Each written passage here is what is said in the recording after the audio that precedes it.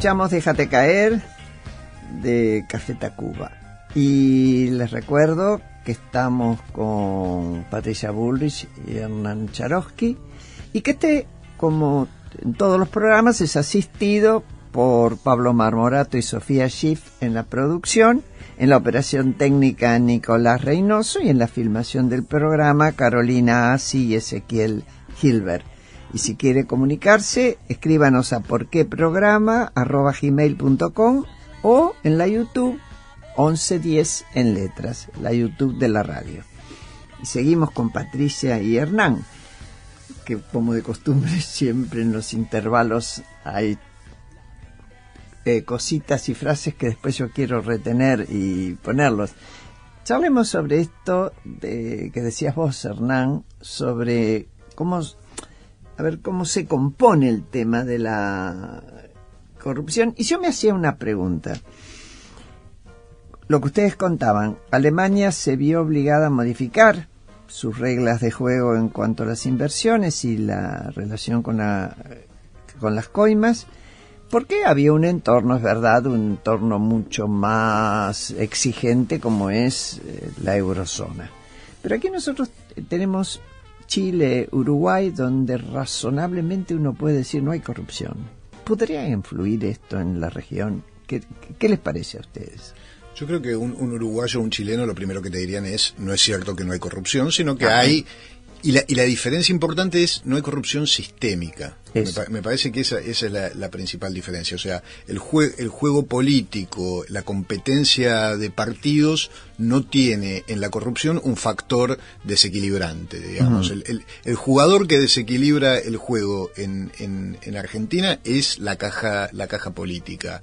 Y en principio uno podría decir que en Uruguay y en Chile no juega ese rol, y entonces la corrupción que sí existe es más del lado de como empezamos la conversación, el sinvergüenza. No es un sistema, sino que es una violación a normas que están básicamente aceptadas. Y en principio yo creo que la idea de que lo normativo tiene algún valor es importante en los dos países. En Chile, más lo normativo formal, si se quiere, y en Uruguay me parece que hay una idea de cultura política y de respeto de una cultura política que también hace a las costumbres. Uh-huh. Y que determinada idea distorsionada de lo que es el populismo, de lo que es los gobiernos populares, también generó la idea de que hay algo que está por encima de las normas o de la cultura política, que es el bien del pueblo o una cosa así, en función del cual, por ejemplo, es admisible desviar fondos si eso es, por ejemplo, para bancar la caja del partido de ese gobierno popular, ¿no? O viceversa, si uno toma la época del menemismo, la justificación era, bueno, si vos querés hacer esta transformación necesaria del Estado, pero siempre hay un bien último que justifica. Claro, pero también eso trae a frases, si yo hubiera dicho lo que iba a hacer, no me hubieran votado, ¿no? Esa cuestión de poner, yo escuché decir, ¿no?, desde el populismo y desde la defensa de la posición del populismo, bueno, hay leyes que hay que transgredirlas en bien de la cosa popular. Es fácil decirlo, no debería ser tan sencillo llevarlo a cabo, porque por algo un país se da leyes. Sí, Patricia, te interrumpí la tomada de café. No, por favor. A mí me parece que algo que muestra a las claras que Chile y Uruguay tienen una cultura distinta en este sentido, es que no solamente estamos hablando, o no solamente podríamos hablar de la corrupción estatal, uh-huh, también podríamos hablar de la corrupción policial, sí. O también podríamos hablar de la corrupción... Es una agencia del Estado. Pero también podríamos hablar de la corrupción sindical. Uh-huh. Que no es agencia del Estado. Que no es agencia del Estado. Es decir, que la sociedad estableció reglas de convivencia donde la corrupción está vista como algo destructivo de su propia sociedad, como algo que es necesario erradicar, y aquel que lo comete individualmente, además de estar penado, está como aislado de la sociedad. Esto pasa en Chile o pasa en Uruguay, en las fuerzas de seguridad, en los sindicatos. En los sindicatos es algo muy importante, como hay una diferencia abismal. Y entonces, en consecuencia, esas instituciones pueden cumplir su tarea bien. Claro. Entonces, ¿qué significa eso en la policía? Por lo menos mejor. Claro, menos muertos, más protección hacia la sociedad. ¿O qué significa en el sindicato? Que el sindicalista en el caso pelea de la policía, mejor. Menos estímulo a la delincuencia de menores. Menos estímulo a la delincuencia y, qué sé yo, menos muertos por accidente, porque no los dejan hacer cualquier cosa. Es decir, tiene consecuencias sociales muy importantes. Entonces, ¿de dónde viene esto? ¿Por qué, siendo vecinos, tenemos esa cultura distinta? Bueno, Latinoamérica es el continente en el que el populismo hizo, sentó sus raíces, sin duda. Y cómo uno puede definir, porque es bastante compleja la definición de populismo. Bueno, la definición de populismo es como un poder que cree que por el solo hecho de haber sido elegido es capaz de hacer lo que quiera y que el Estado lo maneja sin ningún tipo de límite. Eso es confundir el gobierno con el Estado. Sí, es confundir el gobierno con el Estado, es pensar, es hacer las cosas a corto plazo porque en el largo políticamente no sirve. No es rentable. No es rentable. No es rentable, entonces la desestructuración, la deconstrucción de la cultura populista es una materia pendiente en la Argentina que todo Latinoamérica, es decir, el México del PRI, es decir, hay muchos ejemplos de populismo en América Latina que en algunos casos se está corrigiendo. En la Argentina nos cuesta muchísimo esa corrección hacia una cultura más desarrollista, más productivista, más legalista, y creo que ese es un gran debate que ya no pasa por peronismo o radicalismo, sino que pasa por una instalación de una cultura, que erradique el populismo como manera de ser de la política argentina. A ver, Hernán, vos pertenecés, entre otras cosas, sos investigador de CIPEC, y hoy por hoy se proponen, una de las campañas es que un día puedan debatir los candidatos a presidente, ¿no es cierto? Lo cual lleva a provocar diálogo. ¿Cómo imaginás vos en este tema como un elemento de lo que después les voy a pedir a ustedes, que son algunos consejos que pudieran dar en el tema de cómo erradicar la corrupción, las redes sociales? Cuando hablo de redes sociales, es la sociedad civil organizada en distintos aspectos y que se conecta. Bueno, es súper interesante que lo preguntes, porque una de las grandes innovaciones, te diría, en los últimos 5 años más o menos, en todo lo que es el campo de la sociedad civil y del activismo por la transparencia y contra la corrupción, se fue enfocando cada vez más en el tema de nuevas tecnologías y sobre todo en lo que tiene que ver con la comunicación a través de redes sociales. La idea de que hay una cantidad de información que está en el Estado o que está en la sociedad pero vinculada a los negocios del Estado, y que contar con esa información y contar con herramientas digitales que permitan analizarla y compartirla, se fue, digamos, por decirlo de alguna manera, poniendo de moda, pero con efectos muy importantes. Es una tendencia que empezó en Estados Unidos, sobre todo con organizaciones de la sociedad civil que se dedican al tema de transparencia en el financiamiento de campañas, que es una de las principales... Es uno de los principales factores de corrupción, y visto como corrupción en todo el mundo, ¿no? Digamos, en la medida en que hay nichos en los cuales el financiamiento es oscuro o es discrecional, se generan oportunidades de corrupción. Y no estamos hablando solamente de Argentina o del, entre comillas, tercer mundo. Sí. En Estados Unidos, a nivel municipal o incluso a nivel estadual, uno encuentra problemas muy serios, quizás no a nivel federal, pero y están básicamente relacionados con proveedores o potenciales contratistas del Estado y financiamiento ilegal de campañas. Y uno de los grandes avances que se hizo son organizaciones que empezaron a tomar la información sobre financiamiento de campañas y a desarrollar herramientas digitales para simplificarla, para hacerla más accesible al público y para que se pudiera compartir a través de redes sociales. Entonces eso genera una presión, digamos, genera una transparencia y una información compartida que presiona mucho a la política, porque esos negocios que se podían hacer, digamos, en la oscuridad quedan muy transparentes. A mí me tocó en la época que fui director de Poder Ciudadano desarrollar algo parecido con la información de los fondos de campaña en Argentina. Uh-huh. Que yo creo que ahí hay algo para trabajar, que es todos los gastos de campaña, especialmente de los que son partidos de gobierno a nivel nacional y subnacional.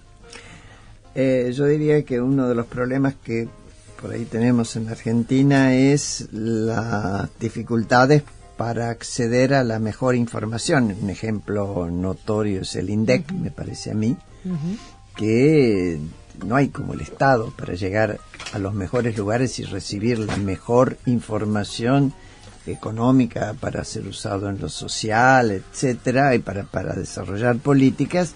Y hoy por hoy ninguno de nosotros confía en esa herramienta que fue muy valiosa y que ni la dictadura se animó, ni la dictadura militar se animó a meterle mano. Vamos a discutir sobre esto en el próximo bloque. Escuchamos Howard House de Ilya Kuriaki. Seguimos con Patricia Bullrich y Hernán Charovsky y unas palabritas más sobre el tema de la importancia del INDEC que supo tener y que debería seguir teniendo, y después vamos a algunas propuestas de parte de ambos para el próximo gobierno. Yo soy candidata, supongamos, es mentira, y les digo, muchachos, a ver, tírenme 4 ideas, 3 ideas, pero INDEC primero. Bueno, el INDEC, yo lo que diría, para decirlo así muy rápidamente, es que la Argentina tuvo algunas islas de prestigio y de eficiencia muy importantes, donde hubo carrera, donde hubo formas, digamos, había meritocracia para la entrada. No cualquiera entraba al INDEC, tenías que ser un estadístico, un matemático, un sociólogo, una persona muy formada. Y tanto es así que hoy quien dirige el observatorio con más prestigio de la Argentina, que es el Observatorio Social de la UCA, es un ex INDEC, que es Agustín Salvia. Entonces, esas islas de eficiencia se fueron destruyendo. Bueno, el INDEC se destruyó total y absolutamente, y va a costar mucho tiempo reconstruirlo. Así que creo que es como que esa mancha va avanzando, ¿no? Y hay que impedirlo. Quedan pocos lugares donde todavía hay carrera, por ejemplo, y meritocracia en la Argentina. ¿Empezamos con alguna propuesta? ¿O vos querías agregar? No. Creo que el tema del INDEC también habla de la importancia o del valor o de la falta de importancia que se le dio en los últimos años a la información pública en general. O sea, la idea de que la información estadística finalmente es un tema, no sé, académico, técnico, de intelectuales, pero que la razón del pueblo está por encima de eso, tiene que ver con lo que hablábamos antes, ¿no? Sin darse cuenta que la distorsión del INDEC después tiene efectos directos en la vida cotidiana de las personas, desde el diseño de políticas sociales hasta la confianza en el peso. Digo, hay economistas, Levi Cesati es uno, por ejemplo, que cree, y es un argumento bastante interesante, que el origen de la situación actual de la moneda argentina tiene que ver con la falta de referencias. Bueno, siempre se supo que un ingrediente importantísimo en el funcionamiento de la economía tiene que ver con la confianza. Y que si vos desconfías, siempre suponés lo peor. Pues hay una tendencia en eso. Bueno, ¿se animan a proponerle algo para hacer después del 2015? Ojalá lo tomaran ya, ¿no? Sí, claro. En relación a los temas de corrupción, yo creo que hay varias cosas que hacer. Lo primero que yo haría es que todo funcionario público tenga todos sus dominios y sus propiedades, tenga que hacer exactamente lo contrario de lo que hace un ciudadano. Es decir, tenga que no solamente demostrar lo que tiene, sino frente a cualquier acción que tenga que hacer, eso lo tenga prohibido. Y entonces un escribano tiene que decir y tiene que avisar que un funcionario está cambiando su casa, cambiando su coche, y se tiene que hacer la acción previa de control de ese dinero. El segundo tema que yo haría es una ley muy fuerte respecto a los testaferros. El testaferro puede denunciar que es testaferro, puede tener una recompensa económica y de esa manera... es decir, una ley de arrepentido en el caso de los exactamente. Sí, yo creo que eso es un tema fundamental. No es poca cosa. Porque es un mecanismo bueno para impedir esa figura del testaferro. Y bueno, luego está en discusión cuánto tiempo dura un proceso de corrupción. Está la imprescriptibilidad o un tiempo que sea el doble del tiempo normal. Un tiempo al doble para uno que haya sido funcionario. Quizás eso podría ser un punto de equilibrio. No todo el mundo está de acuerdo con la imprescriptibilidad. No, hay quienes dicen que es inconstitucional. Por eso, hay mucha gente no que solo por eso, no es una buena idea. A ver. Por eso, hay mucha gente que no está de acuerdo, por eso podría ser un tiempo más extendido. Esas son algunas de las propuestas que podría plantear. Sí. Yo con la idea de la imprescriptibilidad o incluso con alargar la prescripción no estoy de acuerdo porque si bien suena de sentido común, uno de los mayores poderes que han tenido especialmente los jueces federales de la capital para intervenir y de alguna manera politizar las causas es justamente la posibilidad de hacerlas durar. Entonces, cuanto más tiempo un juez tiene la posibilidad de tener abierta una causa, mientras no haya una profunda reforma judicial y los jueces sigan funcionando como funcionaron hasta ahora, están sentados sobre un capital de poder que lo hacen valer. Entonces, con la idea de alargar la prescripción hay que tener muchísimo cuidado, más allá del tema de las garantías penales, más allá de eso, que es otra discusión. Pero bueno, justamente una de las principales medidas que me parece que hay que tomar en lo que tiene que ver con la investigación, la detección y la sanción de corrupción es una profunda reforma judicial de la justicia federal en lo criminal. En su momento, como consecuencia inmediata en lo que vos estás denunciando, ¿no? Claro, digamos, para que pueda ser efectivo. En su momento, no sé si se acuerdan, en 2004 Vélez hizo un proyecto que podría haber licuado el poder de los 12 juzgados federales de Comodoro Pi hacia toda la justicia nacional de la capital para sacarle poder a esos 12 jueces federales.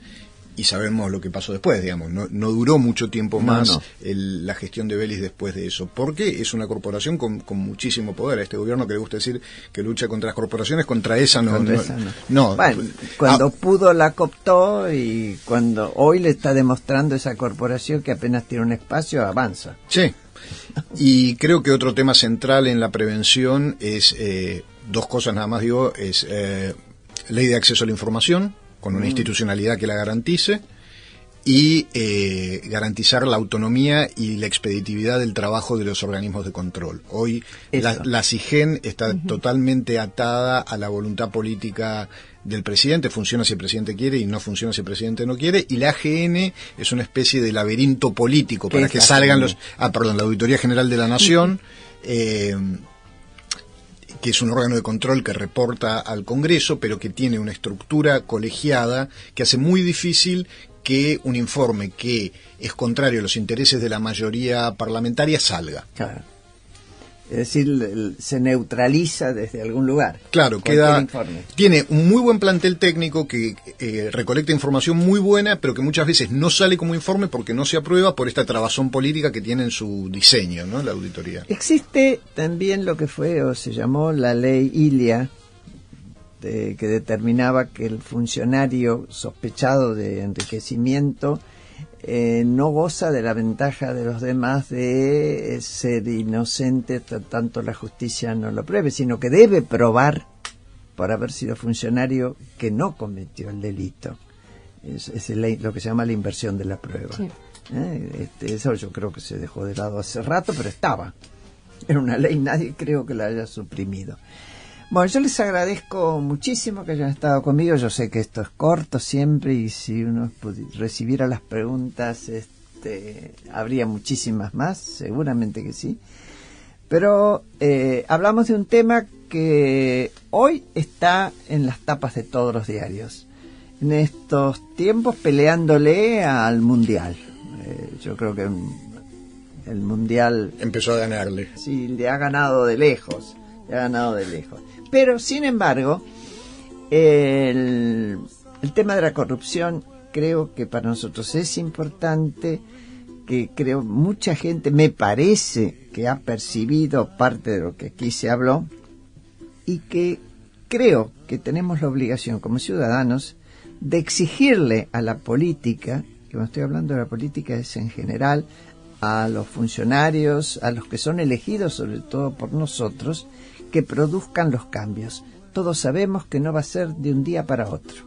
Esto es muy profundo, son heridas muy profundas en las instituciones, va a llevar tiempo, pero se necesita una sociedad que a través de todos sus medios de expresión esté presionando, porque sabe que cuando hay un corrupto, usted y yo y los que menos tienen son los que más perdemos.